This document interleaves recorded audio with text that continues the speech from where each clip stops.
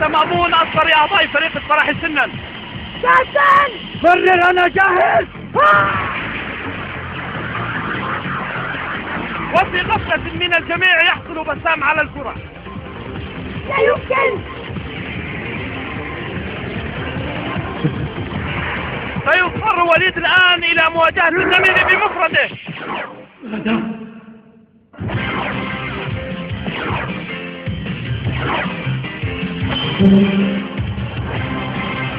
أكاد لا أصدق. أحسنت يا وليد. مذهل.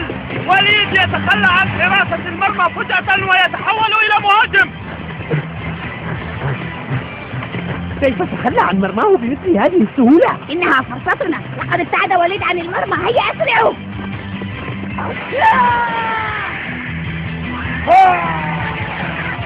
أنت مسدد؟ لا، لن أسمح لك يا وليد.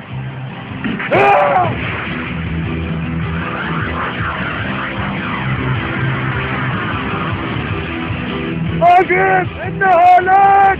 لا تتردد، أنت في موقع التفتيش. من يبلع جهدك سدى يا وليد؟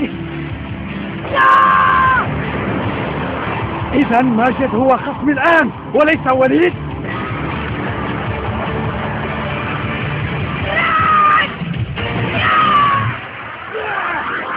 سأتصدى لها. لا تدخل. رائع. وليد. لا.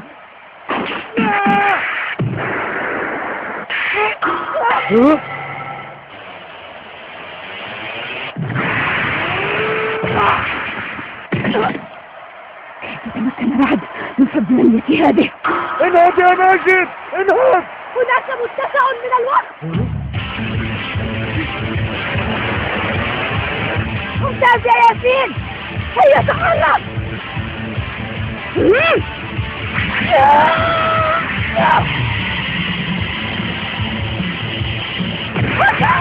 يعود الثنائي الذهبي إلى التألق من جديد. نحن بانتظار الهدف. حقا لن أجد أي صعوبة في التصدي لهذه الكرة. سيتصدى للكرة بالطريقة نفسها.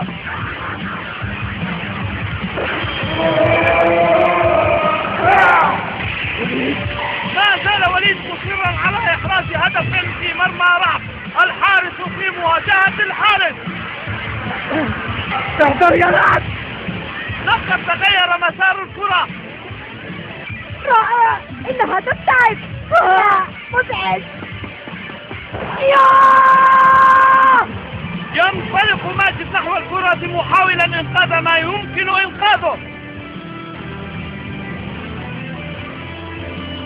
إنها أثمن فرصة في المباراة. لذا لن تضيع الفرصة من يدي. مدهشة هذه المرونة يا ماجد. رائع يا ماجد.